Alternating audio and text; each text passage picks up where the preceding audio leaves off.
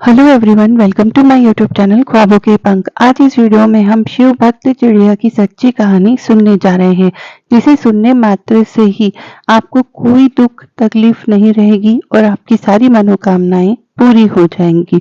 उससे पहले आपसे एक विनम्र निवेदन है कि यदि आपने अभी तक मेरे चैनल को सब्सक्राइब नहीं किया है तो जल्दी से सब्सक्राइब कर लीजिए और साथ में बेल आइकन को भी प्रेस कर लीजिए ताकि आने वाले वीडियोस का नोटिफिकेशन आपको मिलता रहे। चलिए शुरू करते हैं हम शिव भक्त चिड़िया की सच्ची कहानी। एक चिड़िया जंगल में एक पेड़ पर रहती थी। जंगल बिल्कुल सूखा हुआ था, न घास, न पेड़, न फूल, न फल। जिस वृक्ष पर चिड़िया रहती थी उस पर भी सिर्फ सूखी टहनियां थी, पत्ते भी नहीं थे। चिड़िया वहीं रहकर हर समय शंकर भगवान का जाप और गुणगान करती रहती थी। एक बार नारद जी जंगल में से गुजर रहे थे तो उन्होंने चिड़िया को देखा और तुरंत आकर नारद जी कहने लगे कि शंकर जी के पास जाकर उन्होंने कहा कि चिड़िया ने कहा है कि भगवान शंकर मेरा बड़ा ध्यान रखते हैं। मेरे सूखे जंगल में के बारे में उन्हें पता नहीं है शायद।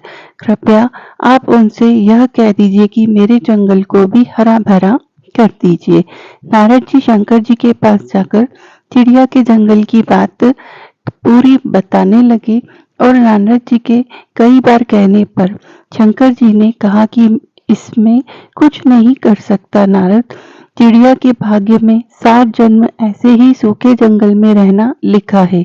नारद जी कुछ नहीं बोले। कुछ समय बाद नारद जी फिर वहां से निकले तो देखा कि जंगल बिल्कुल बदला हुआ था। जंगल पूरा हरा भरा हो चुका था। हर तरफ हरी हरी घास, फूल, फल लदे हुए थे। चिड़िया का पेड़ फूलों और फलों से लदा था। चिड़िया भी प्रेम मग्न होकर पेड़ पर नाच रही थी। नारद जी ने सोचा शंकर जी ने मुझसे झूठ बोला होगा। नारद जी ने शंकर जी से जंगल के हरे भरे तथा चिड़िया के बारे में पूछा तो शंकर जी ने कहा कि मैंने चिड़िया को कभी कुछ नहीं दिया, फिर भी मेरा गुणगान करती रहती है।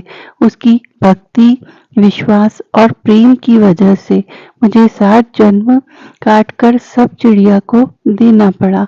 ऐसे दयालु हैं भोलेनाथ, जो कि 7 जन्मों तक जिस चिड़िया को यह सब भोगना था, उसकी भक्ति मात्र से ही भगवान ने प्रसन्न होकर उसके 7 जन्मों की पीड़ा को इसी जन्म में काट दिया। यदि हम भी भगवान की भक्ति निरंतर करते रहें, जरूरी नहीं कि आप पूरा ध्यान लगाकर ही बैठ जाएं। आप अपने नित्य कर्म करते हुए यदि भगवान का जाप करते हैं तो भगवान इतने खुश हो जाते हैं कि भगवान को सिर्फ अपना नाम ही सुनना पसंद है। ये नहीं कि आप मंत्रों का जाप करें, कोई पाठ पूजा करें, घंटों बैठे। यदि आप अपने सभी काम करते हुए यदि सिर्फ भगवान का जप करते हैं तो भगवान मात्र नाम जपने की आवाज से ही इतने प्रसन्न हो जाते हैं कि वह आपको वह भी दे देंगे जो आपके भाग्य में नहीं लिखा है।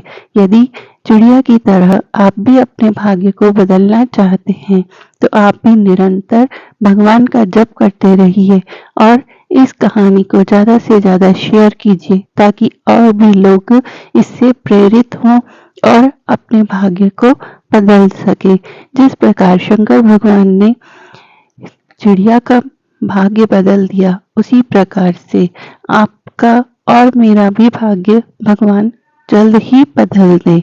धन्यवाद।